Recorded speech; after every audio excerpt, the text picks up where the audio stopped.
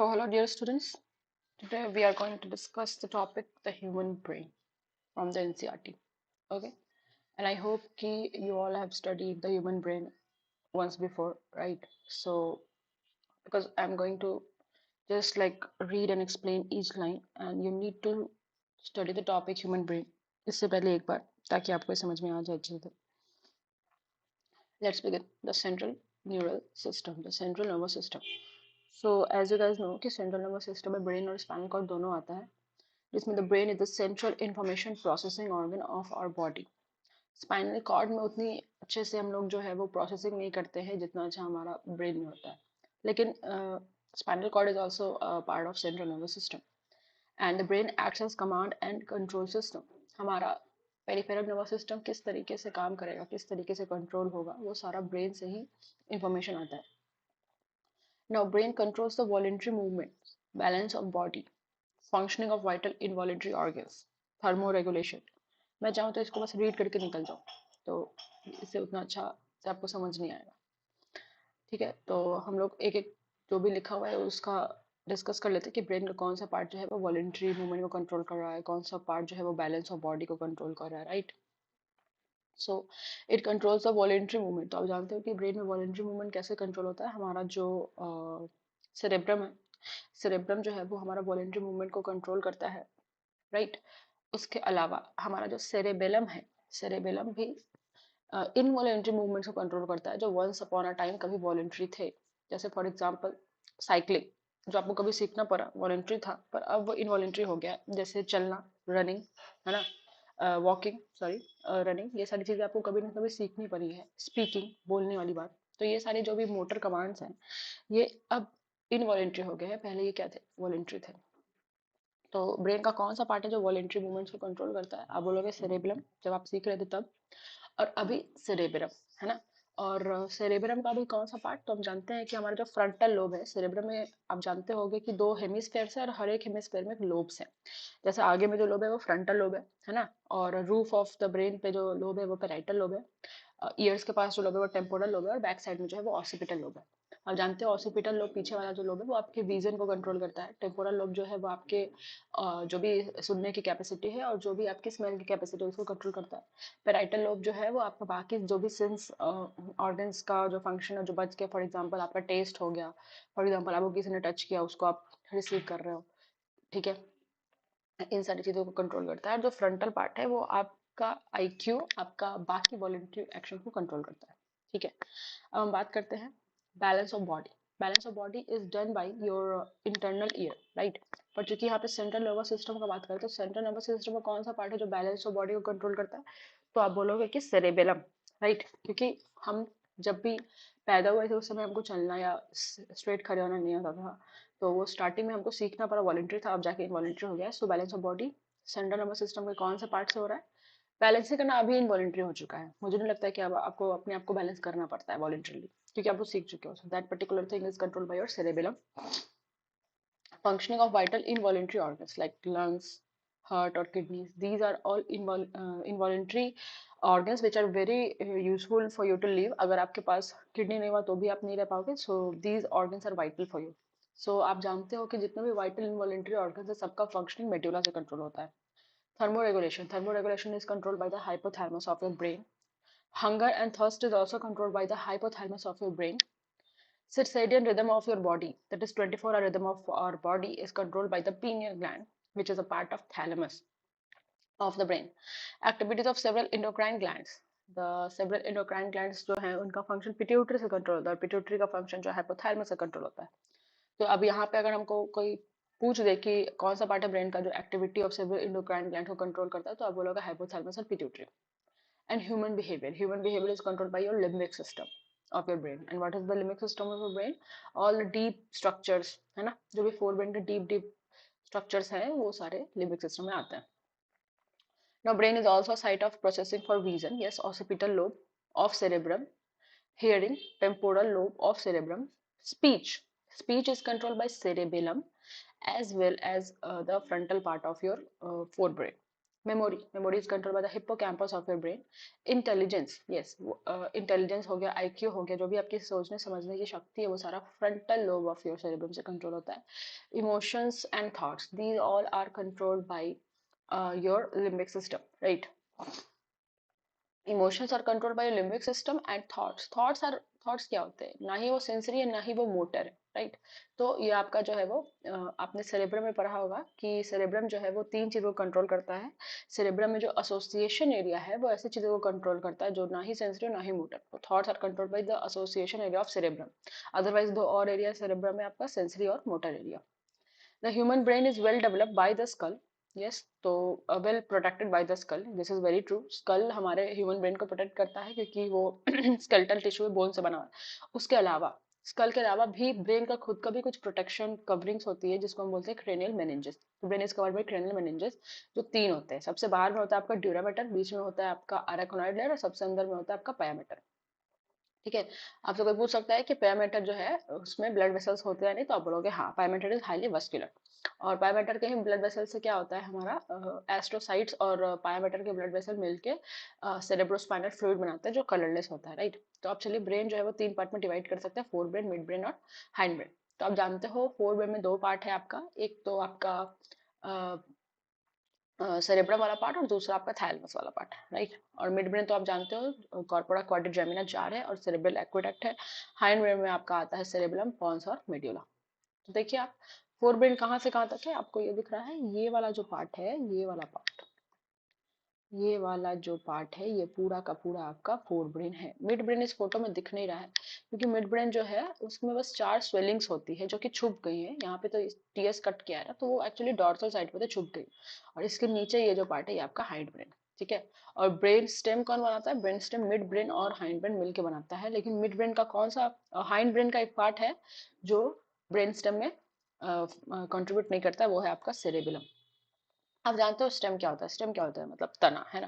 तो अगर आप ब्रेन को पकड़ना चाहोगे तो किस पार्ट से पकड़ोगे, इसी पार्ट से पकड़ोगे जो भी तना बनाएगा, यानी कि यहाँ से यहाँ तक का पार्ट, ये पूरा पार्ट उसका तना बनाएगा. ये वाला पार्ट जो है सेरेबलम, ये तो तना नहीं बनाएगा, स्टेम नहीं बनेगा, राइट. तो आपका जो है यहाँ पे पॉन्स, सेरेबलम नहीं, पॉन्स, मेडुला और मिड ब्रेन, ये तीनों आ जाता है. तो आप बोलोगे mid brain plus hind brain except the cerebellum part of the hind brain, okay, makes the brain stem. तो मैंने क्या बोला अभी कि the midbrain and hindbrain except the cerebellum makes up the brain stem, right. Okay, अब आप देख रहे हो यहाँ पे क्या आपका, ये आपका सेरेब्रम है, ठीक है. और ये जो ऐसे रैप स्ट्रक्चर है जो थैलेमस के अराउंड रैप है, ये ब्लू वाला स्ट्रक्चर आपका थैलेमस है, इसके अराउंड आपने इसको रैप अप कर दिया, ये सेरेब्रम है. सेरेब्रम का दो लोब होता है, दो हेमिस्फेयर्स होते हैं. हमने जो है इसको कट कर दिया लॉन्गिट्यूडनली, तो एक ही हेमिस्फेयर यहाँ पे दिख रहा है. ये एक सेरेब्रल हेमिस्फेयर है. दोनों सेरेब्रल हेमिस्फेयर जुड़े होते हैं with the help of fibre tract, the nerve tract which is known as the corpus callosum. What is nerve tract or fiber tract? The axons, जहाँ पे axons fuse हो जाएंगे वो nerve tract बनाएगा. Forebrain में क्या क्या आता है आपका, सेरेब्रम आता है, हाइपोथैलेमस आता है और थैलेमस आता है, राइट. इसके अलावा फोरब्रेन में और भी चीजें आती है, for example the deep associated structures like the corpus, corpus stratum, like the corpus stratum, and like other structure like hippocampus, amygdala. So these structures come under the forebrain as well. हम देखते हैं ये mid brain में क्या आ रहा है. Mid brain तो यहाँ पे शो नहीं किया, उसमें चार कॉर्पोरा क्वाड्रिजेमिना आता है, जिसमें सुपीरियर और दो सुपीरियर कॉलिकुलाई होते हैं और दो इंफीरियर कॉलिकुलाई होते हैं. और हाइंड ब्रेन में आपका आ रहा है पॉन्स, सेरेब्रम और मेडुला, और ये आपका स्पाइनल कॉर्ड है. This is the diagram showing the sagittal section of the human brain. Now let's discuss the forebrain, midbrain and hindbrain. I am just discussing this topic only from the NCERT. क्योंकि अगर मैं hippocampus, amygdala या corpus stratum अलग से बोलूँ तो हो सकता है आपको समझ में ना आए. तो चलिए यहाँ से फोरब्रेन स्टार्ट करते हैं. Forebrain consist of the cerebrum, thalamus and hypothalamus according to the NCERT. Otherwise में और भी स्ट्रक्चर्स होते हैं जो डीप एसोसिएटेड स्ट्रक्चर्स हैं, ये बाहर से विजुअल होते हैं, इसलिए इन्हीं तीनों को एनसीईआरटी ने मेंशन किया है. Cerebrum forms a major part of the human brain. Yes, आप देख सकते हो ह्यूमन ब्रेन का सबसे ज्यादा पार्ट सेरेब्रम से ही बना हुआ है, जबकि मिड और हाइंड ब्रेन भी है, लेकिन पूरा ब्रेन को मिला दे तो फोर ब्रेन का सेरेब्रम ही है जो सबसे ज्यादा पार्ट उसका कंट्रीब्यूट करता है. Cerebrum forms a major part of human brain. A deep cleft divides the cerebrum longitudinally into two halves. दो हाफ में जो है वो डिवाइड होता है cerebrum, which are termed as the left and right cerebral hemispheres. and the hemispheres are connected by a tract of nerve fiber which is known as corpus callosum. You know the tract of nerve fiber का मतलब यहाँ पे exons हैं जो जोड़ रहे हैं दो सेरेब्रल हेमिस्फेयर को, जिसको हम बोलेंगे, उस ट्रैक्ट ऑफ नर्व फाइबर को हम बोलेंगे कॉर्पस कैलोसम.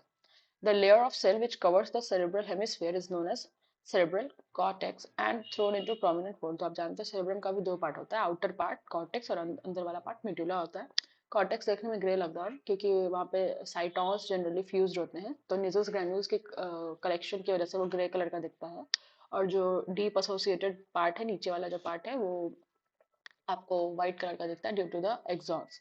हाँ, लेकिन अगर आप सेरेब्रम मेडुला में जाओगे सेरेब्रम के, तो वो पूरा आपको व्हाइट दिखेगा, ओपेक दिखेगा, बट वहाँ पे कुछ पार्ट आपको ग्रे दिखेगा क्योंकि कुछ सेल्स के साइटॉन जो है वो मेडुला रीजन में भी जाके फ्यूज हो जाते हैं, जिसको हम बोलते हैं डीप एसोसिएटेड, डीप में पाए जाने वाले न्यूक्लियाई. और उसी न्यूक्लियाई, सबसे बड़ा न्यूक्लियाई वहाँ पे जो दिखता है उसी का नाम है corpus stratum. Okay, so you must remember these things कि लेकिन ये एनसीईआरटी के बाहर है, चलिए कोई बात नहीं. The cerebral cortex is refers to as gray matter due to its grayish appearance. Okay, ये मैंने अभी आपको बता दिया. The neuron cell bodies are concentrated here giving the color. क्यों इसका ग्रे कलर होता है cerebrum के कॉर्टेक्स का बाहर वाले रीजन का? क्योंकि यहाँ पे जो है वो सेल बॉडी साइटॉन्स यहाँ पे फ्यूज होता है. The cerebral cortex contain motor area, sensory area and large regions that are neither sensory nor motor in function. ये मैंने आपको बता दिया था पहले कि कॉर्टेक्स में आपको मोटर एरिया मिलेगा जिससे आप काम वाम करोगे, है ना, और ये आपके फ्रंटल लोब में होता है. सेंसरी एरिया मिलेगा जो आपके जनरली पेराइटल लोब में होता है, और बाकी जो बच गए वो टेम्पोरल और ऑसिपिटल लोब में होता है. और लार्ज ऐसे रीजन है जो कि ना ही सेंसरी है ना ही मोटर है फंक्शन में, तो इनको हम बोलते हैं एसोसिएशन एरिया. और एसोसिएशन एरिया में क्या क्या कौन कौन से फंक्शन कंट्रोल होंगे? फॉर एग्जाम्पल आप जो भी सोच रहे हो, फॉर एग्जाम्पल जो भी आपका मेमोरी है, फॉर एग्जाम्पल आप जो भी कम्युनिकेट कर रहे हो, ये सारी चीजें, या फॉर एग्जाम्पल आप एक सेंस ऑर्गन से दूसरे सेंस ऑर्गन को कांटेक्ट करने की कोशिश कर रहे हो, तो उसको भी आप एसोसिएशन एरिया में ही लाओगे. Fibres of the tract are covered with myelin sheath. ये हम जानते हैं कि फाइबर्स यानी एक्सॉन का बात कर रहा है. एक्सॉन जो है वो कैसे कवर्ड होता है? माइलिन शीथ से. तो क्या बनाते हैं? Inner part of the cerebral hemisphere. इसलिए कैसा कलर दिखता है इसका? ओपिक व्हाइट कलर दिखता है, और इसको व्हाइट मैटर कहते हैं. The cerebrum wraps around a structure which is known as thalamus. Yes, cerebrum जो है थैलमस के चारों तरफ रैप अप किया होता है, और थैलमस को हम बोलते हैं रिले सेंटर यानी कि गेट कीपर. मतलब थैलमस का सीधा काम है कि गेट कीपर, यानी आप मान लो कि आप गेट पे कोई इंसान को खड़ा रखते हो, तो वो जानता है कि इस रूम में कौन आ रहा है कौन जा रहा है, राइट. तो थैलमस भी एक गेट कीपर है. मतलब ये सेरेब्रम के अंदर आने वाले मोटर कमांड्स और सेरेब्रम के अंदर आने वाले सेंसरी कमांड्स, या आप कह सकते हो सेरेब्रम के अंदर आने वाले सेंसरी कमांड और सेरेब्रम से बाहर जाने वाले मोटर कमांड को कंट्रोल करता है.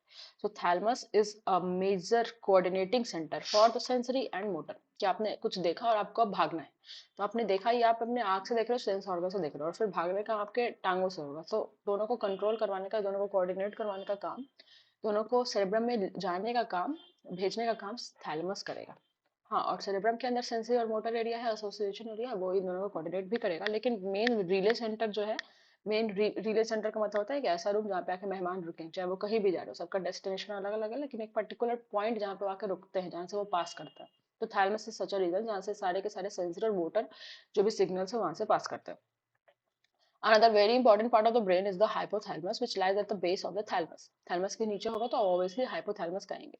हाइपोथैलेमस का बहुत सारा फंक्शन है, यहाँ से यहाँ तक है. देखिए, हाइपोथैलेमस में बहुत सारे सेंटर्स होते हैं, जैसे बॉडी टेम्परेचर को हाइपोथैलेमस कंट्रोल करता है, खाने के, है ना, पीने के अर्ज को, है ना, कंट्रोल करता है. उसके अलावा बहुत सारे न्यूरो सेक्रेटरी सेल्स होते हैं. आपने अगर केमिकल कोऑर्डिनेशन पढ़ा है तो आप जानते हो कि न्यूरो सेक्रेटरी सेल हाइपोथैलेमस में होता है, जो कि हाइपोथैलेमिक हार्मोन्स निकालते हैं. इनका दो टाइप होता है, रिलीजिंग या इनहिबिटिंग, जो एंटेरियर पिट्यूटरी में जाता है, और पोस्टीरियर में तो आप जानते हो एडीएच और oxytocin जाता है.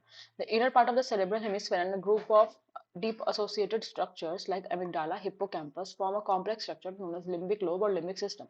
यहाँ पे इन दोनों structures का नाम लिखा है, corpus stratum का नाम नहीं लिखा हुआ है. ये दोनों amygdala, hippocampus और corpus stratum, ये तीनों एक दूसरे से जुड़े हुए हैं. मैं आपको सजेस्ट करूंगी कि आप जो है इन तीनों के फोटोज देख लो गूगल पे. ये सारे स्ट्रक्चर्स जो है वो डीप में, तो डीप में तो हम इनको अलग नाम क्यों दे रहे हैं? हम इनको मेडुला में इंक्लूड कर लेते हैं. हम इनको अलग नाम इसलिए दे रहे हैं क्योंकि मेडुला पूरा ओपेक व्हाइट कलर का दिखता है, पर ये सारे स्ट्रक्चर जो है वो ग्रे कलर के दिखते हैं. मतलब जो सेरेब्रल मेडुला है उसमें तो पूरा एक्सॉन्स फ्यूज है, लेकिन कुछ कुछ जगह पे साइटोस भी आके फ्यूज रहते हैं, तो हम बोलेंगे न्यूक्लियाई इनको, क्योंकि वहाँ पे एक्चुअली जो है सेल बॉडी न्यूक्लियस आके वहाँ पे फ्यूज हुआ है. फ्यूज इन द सेंस कि उनकी डिप्लॉइडी या प्लॉइडी नहीं बढ़ गई है, मतलब वो बस टेम्पोरली फिजिकली फ्यूज हुए. ठीक है, ताकि ग्रे कलर दिखाए। तो अमिगडाला हिप्पोकैम्पस जो है वो सारे कॉम्प्लेक्स स्ट्रक्चर फॉर्म करते हैं जो कि एकदम नीचे होते हैं ब्रेन में, मेडुला रीजन में। और इसको हम अलग नाम दिए हैं, सारे को हमने लिम्बिक लोब या लिम्बिक सिस्टम दिया है। तो लिम्बिक लोब और लिम्बिक सिस्टम आई होप बहुत फेमस है कि ये हमारे बिहेवियर को कंट्रोल करता है, लेकिन अकेले हमारे बिहेवियर को कंट्रोल नहीं कर सकता है। along with the hypothalamus के साथ they are involved in the regulation of sexual behavior, emotional reactions like excitement, pleasure, rage, fear, motivation. मैं आपको एक एक्स्ट्रा पॉइंट यहाँ बता दूं कि जो आपका एमिगडाला है इससे आपको गुस्सा वगैरह आता है, राइट। और hippocampus is associated with the memory. आप जो भी याद रख पाते हो अपने हिप्पोकैम्पस। एक्चुअली आप जानते हो स्मेल वाली जो मेमोरी होती है वो बहुत ही स्ट्रांग होती है, कि आपने किसी बंदे को स्मेल किया और काफी साल के बाद आपको वही स्मेल वापस आएगा तो आपको उस बंदे की याद आएगी। तो दशमेश की हिप्पोकैम्पस यानी कि जो स्मेल की मेमोरी को रखता है, इसकी जो कैपेसिटी काफी ज्यादा स्ट्रांग है। मतलब स्मेल से आपको जो याद आएगा, स्मेल की मेमोरी काफी स्ट्रांग होती है बाकी सेंसेस की मेमोरी से, जैसे टेस्ट की मेमोरी हो गई या साइट की मेमोरी होगी। ओके, सो फोर्थ बिट में इतना ही दिया हुआ है एनसीईआरटी में। आई होप आपको क्लियर है। अगर आप एक एक लाइन को इस तरीके से सुलझा सुलझा के पढ़ोगे तो काफी अच्छा होगा आपके लिए। अब आते हैं मिड ब्रेन में। मिड ब्रेन कहाँ होता है? आप जानते हो मिड ब्रेन फोर ब्रेन और हाइंड ब्रेन के बीच में होता है। तो फोर ब्रेन का सबसे नीचे वाला पार्ट क्या होता है? हाइपोथैलेमस। और हाइंड ब्रेन का फर्स्ट पार्ट क्या होता है? पॉन्स। तो mid brain is located between the hypothalamus, या फिर थैलेमस भी बोल सकते हो क्योंकि hypothalamus is a part of thalamus, okay, of the fore brain and the pons of hind brain. तो मिड ब्रेन में क्या क्या होता है? मिड ब्रेन में चार राउंड स्वेलिंग होती है, कॉर्पोरा क्वाड्रिजेमिना, जो ऑडिटरी और विजुअल रिफ्लेक्स एक्शंस को कंट्रोल करती है। उसके अलावा एक कैनाल वहां से पास होता है जिसको हम बोलते हैं सेरेब्रल एक्वेडक्ट। इससे क्या पास होता है? इससे आपका सेरेब्रोस्पाइनल फ्लूइड पास होता है। आप जानते हो आपका सीएसएफ जो है आपके वेंट्रिकल्स ऑफ ब्रेन में और आपके सेरेब्रल एक्वेडक्ट से पास होता है। The dorsal portion of the mid brain consist four round swelling which is known as corpora quadrigemina, okay. The last part of the brain is the hind brain. तो hind brain में क्या होता है? PCM है ना, Pond's, cerebrum और medulla, जिसको हम मेडुला ऑब्लोंगाटा भी कहते हैं। तो आप जानते हो आपने रिस्पिरेशन चैप्टर में पढ़ा है breathing and exchange of gases में कि पॉन्स जो है वो उसमें क्या होता है? पॉन्स में आपका न्यूमोटैक्सिक सेंटर होता है जो कि क्या करता है? जो कि आपके रिस्पिरेटरी रिदम सेंटर के को मॉड्यूलेट करता है। वो आपकी इंस्पिरेशन के टाइम को घटा देता है और आपका रिस्पिरेटरी रेट को बढ़ा देता है। यहाँ पे वो सारी चीजें नहीं लिखी है, यहाँ पे सिर्फ लिखा है कि पॉन्स में जो है फाइबर ट्रैक्ट्स होते हैं जो कि बस कनेक्ट करता है अलग अलग रीजन ऑफ ब्रेन को। आप इस थोड़ा सा भी देख पाओगे कि पॉन्स जो है वो कैसा दिख रहा है। पॉन्स आपको बस ये वाला स्ट्रक्चर दिख रहा है जो क्या कर रहा है एक्चुअली में, कनेक्शन कर रहा है ऊपर वाले पार्ट को नीचे वाले पार्ट से, बस। तो बस वही यहाँ पे लिखा हुआ है, लेकिन आप इसके फंक्शन को भूलना मत क्योंकि आपने ब्रीदिंग में पढ़ा है। सेरेब्रम के पास क्या होता है? सेरेब्रम का स्ट्रक्चर भी आप फोटो में देखना, ऐसा ऐसा इसका स्ट्रक्चर काफी कॉन्वोल्यूटेड स्ट्रक्चर है, जस्ट लाइक योर सेरेब्रम। तो इसको हम मिनी सेरेब्रम भी बोलते हैं। किसको? सेरेबेलम को हम मिनी सेरेब्रम बोलते हैं। जो इस तरह के कॉन्वोल्यूटेड क्यों है? ताकि वो एडिशनल स्पेस प्रोवाइड कर सके और ज्यादा न्यूरॉन्स को। The medullar region of the brain is connected to the spinal cord. Yes, the medullar region जो सबसे नीचे वाला रीजन है आपके ब्रेन का, ऑब्वियसली वो स्पाइनल कॉर्ड से कनेक्शन करेगा। The medulla contains centres which control respiration, cardiovascular reflex and gastric secretion. मैंने आपको पहले बताया था कि मेडुलर रीजन जो है वो आपके रिस्पिरेशन कंट्रोल, जितने भी वाइटल इनवॉलेंटरी चीज है जिसके बिना आप एग्जिस्ट नहीं कर सकते पर वो इनवॉलेंटरी है, जैसे रिस्पिरेशन हो गया या कार्डियोवास्कुलर रिफ्लेक्सेस हो गया या फिर गैस्ट्रिक सिक्रीशन हो गया, इन सब सारी चीजों के बिना आप नहीं रह सकते, तो ये सब कंट्रोल करता है मेडुला। इसलिए मेडुला किसी भी इंसान का अगर डिस्ट्रॉय कर दिया जाए तो उसकी इमीडिएट डेथ हो जाती है। The three major regions make up the brainstem, the midbrain and the pons and the medulla. मैंने आपको बताया था ब्रेन स्टेम में सेरेबेलम नहीं आता। Brain stem form the connection between the brain and the spinal cord. Yes, brain और spinal cord को कौन जोड़ेगा? आपका ब्रेन स्टेम, जिसमें सेरेबेलम नहीं आता है। सेरेबेलम तो साइड में, ये किस तरीके से स्पाइनल कॉर्ड से कनेक्शन कर रहा है? किसी भी तरीके से। ये सेरेबेलम किसी भी तरीके से स्पाइनल कॉर्ड से जुड़ा हुआ नहीं है। So this is not connect to your brain और स्पाइनल कॉर्ड। आई होप कि आपको ब्रेन समझ में आ गया होगा एनसीईआरटी से, ओके। अगर आपको समझ में आ गया है तो please like the video and subscribe to my channel.